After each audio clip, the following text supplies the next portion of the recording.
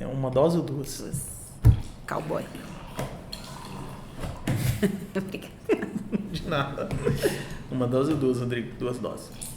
Sejam muito bem-vindos à continuação do episódio número 2 dessa nova temporada ao podcast mais sustentável do Brasil. Não é o 2, não.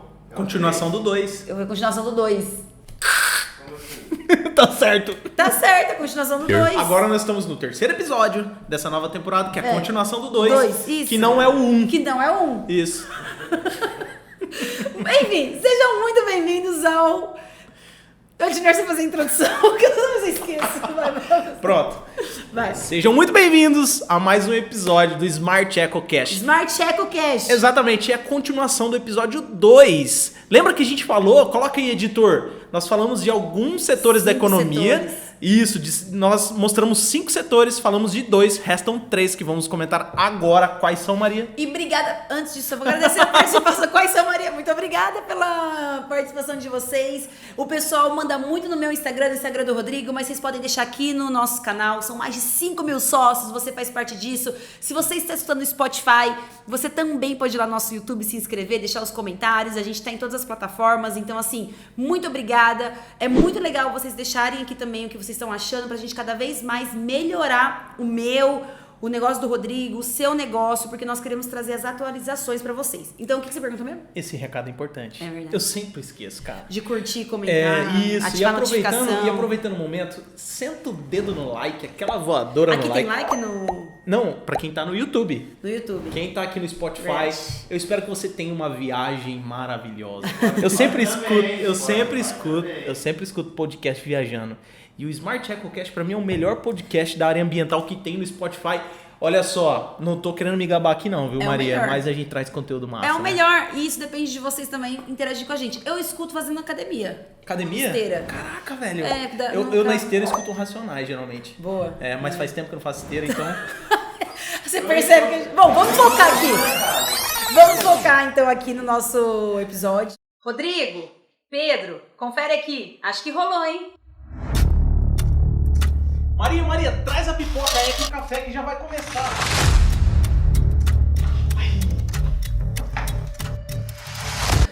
São 3 áreas da economia que nós vamos dar Isso, segmento agora. verdade. Que vai ser alimentos e bebidas. Alimentos e bebidas, moda e beleza e agronegócio. E agronegócio, exatamente. Isso. Cara, posso começar falando do agronegócio? Eu acho bem... Aliás, eu vi uma reportagem hoje, então pode estar super atual, né? Então, nesse momento que a gente tá passando. Exatamente. Eu tenho assim, eu converso muito com produtores rurais. Pra quem não todos os sabe, dias. a empresa do Rodrigo, o forte é aqui a consultoria ambiental sul, Sim, a nossa voltada pro região é o agronegócio. agro aqui, né? Essa região que a gente tá. E eu converso com produtores de todo o segmento do agro que você possa imaginar. Pecuarista, produtor de mandioca, de amendoim, de milho, enfim. E o que eu tenho visto na economia do agronegócio? O agronegócio está desenvolvendo muito rápido. Existem no Brasil milhares de startups voltadas para o agronegócio. Gente, startups para o agronegócio. Antigamente a gente via startup para tecnologia, para marketing, para muitas outras coisas, mas para o agronegócio, ninguém imagina que ele evolui tão rápido assim. Hoje em dia, gente, tem colheitadeiras que você coloca o GPS e ela é conduzida de forma autônoma. Não tem piloto ali. E o Brasil é referência, né, em tecnologias desenvolvidas para o agronegócio, não é, Rodrigo? Sim, inclusive, a maior tendência do agronegócio vai ser produzir mais em um espaço menor geograficamente. O que isso traz para o meio ambiente? Pô, Rodrigo, então você está falando que vão exaurir mais o solo? Não, muito pelo contrário. Se você otimiza o espaço para produção, você deixa as áreas de preservação para finalidade de preservar o meio ambiente. E se fizer com estratégia, você consegue fazer aquela tal de entre safra, plantar alguma coisa para voltar a qualidade, a gente entendendo nada. Rotação de cultura, né? Exato. Ou Tem seja, uma série de tendências aí que o agronegócio vem desenvolvendo. E né? aí a gente tem algumas empresas do agronegócio que elas estão se posicionando cada vez mais. O Rodrigo comentou que a JBS vai fazer a primeira indústria mais sustentável aqui na região. Exatamente. Em Presidente Epitácio, uma fábrica de gelatina e colágeno. Inclusive, a gente está ajudando eles em alguns processos. Olha que legal. Eles vão construir a primeira planta deles totalmente sustentável. Ai, que incrível. Eles, sim. Inclusive, se você digitar no Google, você vai encontrar uma matéria publicada no site deles. Então vai ser referência em sustentabilidade. O que as pessoas têm muita dificuldade em diferenciar é que, às vezes, o produto que eles fabricam, tem pessoas que acreditam que não são sustentáveis, mas nós estamos falando do processo. Nós, profissionais da área ambiental, ou quem trabalha com isso, né, Rodrigo, entende que são duas coisas diferentes. Hoje, você pode ter todos os seus processos sustentáveis, você tem que seguir uma série de legislação ambiental. Ou seja, é muito legal essas empresas, essas indústrias, que por mais que às vezes o produto fim dela não seja do seu agrado, gelatina faz mal pra não sei o quê, não sei o que. A gelatina vem do couro do boi. É, isso aí, cada um exato. tem a sua opinião. Agora, não dá pra negar que o processo tem que seguir uma série de legislação ambiental. E as pessoas confundem um pouco sobre isso, né? Aliás, a gente não fez nenhum podcast de greenwashing. A gente poderia um dia fazer alguns podcasts de avaliação de produto. De pegar alguma indústria e... Algum produto e avaliar se ele é sustentável ou não, que ele poderia melhorar. P mais L, produção mais limpa. Isso. Análise do ciclo de vida do produto. Porque muitas pessoas olham assim, é isso, a gente tem que analisar isso, porque muitas pessoas olham o produto e não olham o processo por trás dele. Exato. A sustentabilidade, ela não olha somente o produto, ela olha o processo por trás dele. É isso que eu queria esse falar, é o segredo. a diferença. Isso, essa é a mentalidade de um profissional que vai implantar sustentabilidade e não de um ambientalista que vai ficar criticando só no produto. Isso, criticando o produto, que não sei o que, etc, etc. Pensa do lado profissional, das tecnologias, dos processos e o que isso vai impactar no produto, no ciclo de vida dele até o final. E isso Maria... eu queria falar que a diferença, que é exatamente isso, que não é só o produto que é olhado na questão da sustentabilidade, sim todo um processo. Exato. E na sua visão, como que você imagina que a gente possa transformar uma empresa de alimentos e bebidas mais sustentáveis? No processo ou no produto? Tem nos dois, né? De tudo. No processo, a primeira coisa de uma bebida é a questão da água, né? Sim. Eu acho que é o que mais utiliza, eu sei que igual... A gente já foi pro segundo tópico, então o agronegócio já entendeu. Agora vamos entrar no alimentos e comidas. Bom, alimentos e comidas é o grande case, né? A gente sabe que o Bill Gates está investindo também na alimentação do futuro, vocês estão vendo aí carne do futuro. Tem essa linha do produto já pensado, produto fim, e tem a linha de processos. A água é um dos recursos mais utilizados numa indústria de bebida. Obviamente, né? Então, tem todo um cuidado com a proteção do nosso sistema hídrico, né? Então, as empresas que estão neste ramo, elas estão muito envolvidas com este bem material, né? Esse recurso natural que é a água. Fora isso, existem uma série de outras iniciativas como a embalagem nesse ramo. Então, o ramo de alimentos e bebidas e comidas, eles estão muito preocupados agora com a embalagem. Afinal, a gente sabe que embalagem plástica, eles têm uma responsabilidade, eles estão testando agora água na latinha de alumínio, que é uma grande tendência. Estão testando também aquela embalagem Tetra Pak, eu sempre confundo. Vinho na latinha de alumínio. alumínio. Na latinha também. Então, assim, tem uma série de mudanças de comportamento da indústria alimentícia preocupada com essa questão. Uma do estilo de vida mais saudável e outra nos processos realmente e embalagens. Você sabe por que eu fiz essa pergunta? Até me antecipei, antes de falar que a gente entrar no segundo módulo de setor, porque eu queria que você falasse, para validar o que eu estava pensando. E você exatamente validou. Você exatamente validou. Gente. Que sustentabilidade não está apenas aquilo que eu falei no produto, e sim também no processo. Então a Maria deu exemplo de processo, o tanto de água que utiliza no processo produtivo. Isso. E ela deu exemplo do produto, da embalagem, da latinha para colocar água ao invés de garrafa PET. Perfeito. Né? Do vinho Dos ali, dois, em vez de ter embalagem de vidro, tem isso. embalagem de alumínio. E isso é muito interessante porque quando a gente tem essa visão maior, essa visão integrada, cara, é muito mais fácil você ter criatividade. Eu falo criatividade porque precisa de criatividade para deixar essa empresa mais sustentável. Isso que é legal. E é legal a gente trazer essas 5 áreas de atuação para vocês, que você pode ficar especialista em um nicho, né, Rodrigo? Já pensou você ser especialista em bebida, especialista em moda e beleza, né, na área de sustentabilidade ou de meio ambiente? E não tem enfim. problema se você é muito técnico, também dá. Tem espaço para tudo. Exatamente. Pensa comigo, a Maria falou de recursos hídricos para fabricação de bebidas. Esse recurso hídrico, uma hora ele vai gerar efluente, e esse efluente vai para o rio. Perfeito. E esse rio abastece uma cidade alguns quilômetros abaixo. Perfeito. Ou seja, se você é técnico, olha aí uma oportunidade para você se especializar e contribuir com sustentabilidade. Às vezes as pessoas acham que eles têm que saber tudo do Não que precisa. se refere à sustentabilidade. Ele pode ser especialista em um setor, como por exemplo, efluentes. E o Rodrigo falou de produto. Sabia que tem umas... Nossa, a gente vai ter que fazer um podcast com vários temas, porque é muito tema, muito assunto. Tem uma tendência muito forte de agora o queijo não é mais queijo, o leite não é mais leite. Senhor. Estão colocando pó. E tudo isso é um estudo do alimento do futuro, que falam que não vai ter alimento para todo mundo. A carne é vegetal. Então também, a gente come inseto, estão comendo agora inseto como fonte de proteína. A gente não. Mas assim, alguns países já têm fortes estudos que vai ser um tipo de alimento comum na farofa, nos lugares inseto, que é uma fonte de proteína, ou aquelas planks. Cara, eu tô me sentindo Bear Grylls aqui. É planks? A prova Fala, Ora Pronobis, tem aquelas plantinhas também que falam que... Não, essa daí minha tia usa. Eu também, minha avó Isso, também. Mas exato. enfim, você tá vendo? É o produto fim. Então, ou seja, você pode tanto o processo, técnica, como o fim. Agora... E uma tendência muito forte também pra essa alimentação mais natural. Mais natural. Que, meu Deus, né? Estilo de Já vida. passou da hora, né? Muitos estudos comprovam que o câncer, ele vem também da nossa fonte de alimentação. Não, a alimentação é tudo. Eu falo que a nossa alimentação... Como é que é aquele... Ô, Pedro, depois a gente põe aqui... Aquele médico que é o pai da medicina, que é o cara que começou a medicina. Ele fala que o melhor remédio é o alimento. Claro. É o melhor remédio Claro, que tem. E, tipo, sim. ele é realmente... Eu vou perguntar pra minha amiga que é médica. E falando nisso...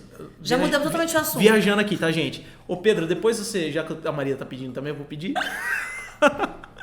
Coloca aqui pro pessoal ver um estudo que fizeram da diversidade de alimento de cada família em cada país. Cara, isso foi Nossa, fantástico. isso é Você já legal viu? mesmo. Coloca a família na Alemanha, na Índia. Cara, Totalmente realidade da cultura, né? exatamente. E a diversidade de comida. E depois você olha qual é a diversidade da sua alimentação. Eu olhei, cara, eu tô em torno de 10 alimentos só. É? 10 tipos de alimentos só que eu como. Meu Cara, cacau, chocolate é... Minha diversidade, cara, é muito baixa. Eu já vi esse estudo com o nosso amigo Maurício. Maurício Exatamente. tem verdade. E um dos 10 é a cana. É, de cachaça, né? Achei que você ia falar trigo, mas você não bebe cerveja, Não, né? não bebo Eu ia cerveja. falar trigo, mas o dele é cana, meu. O meu é trigo e Brincadeira, o cacau. pessoal vai pensar que eu bebo demais. Né? Não, é bebo. fato. Não é brincadeira. Mas voltando aqui. E aí, exatamente isso. E tem uma tendência muito grande de alimentação natural nacional também. Claro. Esse incentivo de produtores locais. Claro. Enfim, a gente vai fazer Produção um podcast local. só disso. E o último ramo, então, já falamos do agronegócio, alimentos e bebidas, É, né? tá certo. Alimentos e bebidas. Você vai falar alimentos e beleza. Vai falar alimentos e comidas. Alimentos e comida. E agora eu vou falar do ramo de moda e beleza. Nossa, esse tá super em alta. É um nicho que tá explodindo Super cada alto. vez mais. Você vê aí grandes fast fashion como Renner, C&A, Marisa, Malve, grandes que são fast fashion, né? Pra quem não sabe, a indústria têxtil é a segunda maior poluidora, só perde pro petróleo. Então é um ramo que desses 5 ramos é o ramo que menos as pessoas que trabalham nele são inseridas no termo ESG e no termo sustentabilidade. Agora que tá começando a movimentar, tá? Então, assim, você vê que essas marcas, elas já têm ali uma mudança no processo, mais uma vez, elas estão otimizando os recursos hídricos através da produção de uma calça jeans, no tingimento, já estão usando o algodão orgânico ou algodão nacional. Você vê que elas estão valorizando a mão de obra, Rodrigo, porque, igual a gente falou da China no outro episódio, tudo era made in China na produção nacional. Então, assim, as roupas não eram feitas para... essa aqui é de algodão orgânico, por sinal. Deixa eu de ver. uma marca sustentável. E aí ela depois eu até põe pra vocês, mas enfim. E aí agora já tá tendo muita opção de materiais que são nacionais, né? Alguns que já são muito conhecidos pela comunidade, que é de pet, né? Então tem camiseta feita com pet. Eu tenho 2, adoro, não acho ruim. Que já tá uma tecnologia avançada já tá agora, super avançado. Não, que pelo eu amor vejo de muita Deus, diferença gente, não, e fala assim, aquelas pets de antigamente eram horrorosas, não, era não tipo, dava pra usar. é igual aquelas ecobag também, não né? A dá. ecobag evoluiu muito Pelo também. amor de Deus, eu detesto produto ambientalmente correto, que é não, horroroso, mas né? Não adianta nada. você viu essas novas de pet que não parece? Aí sim, Confortável, é uma tecnologia nova, exato. maravilhosa. Então, eu tenho 2 dessas e pretendo comprar mais. Inclusive, sobre esse assunto, eu acredito assim que as empresas, elas precisam mudar os seus processos e os seus produtos. Não dá mais tempo. E não dá mais tempo também de fazer isso de forma amadora. Tem que ser feito de forma estratégica, forma técnica e de uma forma que vai impactar a sociedade e também a localidade. Não dá mais para agir sem pensar localmente. Isso. Economias locais, produtores locais, mão de obra local. Isso é o que contribui de fato com a sustentabilidade. Não adianta ter uma ideia revolucionária no produto, mas que a comunidade local não vai ser impactada positivamente com isso. Então isso também é se preocupar com a sustentabilidade. E ter um profissional que saiba orientar, que saiba estruturar isso dentro da empresa é muito importante. Porque isso que vai traçar ali o rumo e que vai ajudar o empreendedor a enxergar onde ele pode chegar com aquilo. Eu percebo que, por exemplo, tem alguns ramos, igual esse, né, o ramo da moda e da beleza, que agora que eles estão entendendo como é que pode unir esses profissionais, porque dificilmente você vê um profissional da área ambiental trabalhando dentro do setor da indústria têxtil. São poucos, né? Então, assim, a não ser que é um especialista em fazer igual La Cocamar, especialista em fazer um fio de pet, aí tudo bem. Mas nessas grandes corporações, eu acho que existe muito aquela coisa assim, por enquanto, só um teste de mercado, mas que depois vai precisar se especializar cada vez mais. E eu gosto muito, Rodrigo, do movimento que a moda precisa dos consumidores. Porque ainda mais mulher. Mulher compra loucamente. Então, se a mulher entender que é melhor ela investir, pagar mais caro num produto que ela vai usar mais tempo e mesclar, é melhor. E a mulher tinha aquela coisa de não repetir roupa. Então, vê na promoção 3 por preço de 1. E aí eles falam assim, isso aqui também custou o salário de 3 por 1, que é a mão de obra escrava. Então, a moda, o ramo da beleza, o ramo da moda, ele sempre teve uma questão social muito forte, muito mais do que a ambiental. Então a luta pela valorização das costureiras, valorização pela mão de obra não ser escrava. Então eu acho que isso já começou a mudar. Mas se eu pudesse falar assim, eu acho que é o ramo desses que a gente citou mais fraco, onde eu acho que precisa de mais profissionais. Profissionais, eu acho até na tecnologia, tipo, vamos fazer fios, vamos pegar tecnologia de produção, de processo. Tudo isso eu acho que tem que dar uma melhorada na questão da moda. E a beleza, né? Que a gente não falou da beleza ainda. Exato. E só para fechar esse ponto, você comentou a respeito de que não existem muitos profissionais da área ambiental atuando para contribuir com isso. E eu concordo. Eu acho que falta nos profissionais da área ambiental uma visão mais empreendedora, uma visão de mostrar estrategicamente as vantagens de ser uma empresa mais sustentável, os benefícios, onde o empreendedor consegue chegar com aquilo e não apenas ficar martelando questões de legislação. Legislação tem que ser atendida, é uma obrigação, não tem mais o que se falar sobre isso. Agora, o próximo passo é pensar estrategicamente como transformar o processo e o produto mais sustentável e como ganhar mercado. Somente quando esse profissional mostrar o ganho de mercado é que os empreendedores vão se interessar. E aí a gente precisa de muita ciência, muita tecnologia e criatividade. Porque a tecnologia, ela vem... Eu acredito que a tecnologia, ela vem para diminuir os custos do processo, né? Então, hoje a tecnologia e a sustentabilidade, elas andam juntas, porque a partir do momento que você traz uma tecnologia nova, você otimiza o processo, você ali tem um ganho econômico no processo e isso vai fazer com que o investidor ou o empreendedor aceite as mudanças sustentáveis. Sim.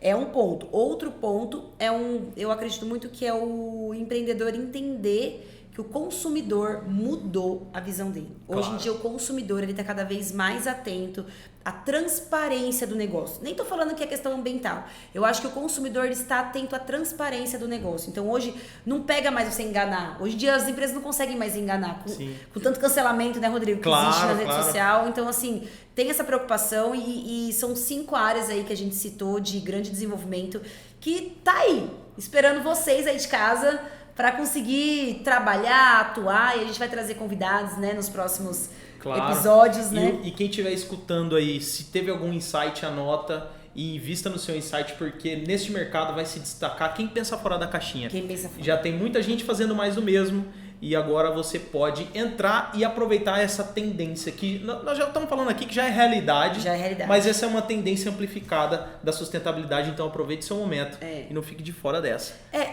Eu acredito, a gente só não comentou um pouco da beleza, né? A beleza é um dos ramos, eu falo que é o ramo que nunca fale. Porque, pode ser a crise que for, o ramo da beleza está crescendo. Exato. Tá se desenvolvendo. E nunca vai deixar de existir. Nunca vai deixar de existir. É igual o pet. Pra mim, pet também é uma coisa assim que sempre tem. E a saúde, né? E o ramo da beleza é muito legal que a gente tem certificações na área da beleza, a gente já comentou aqui.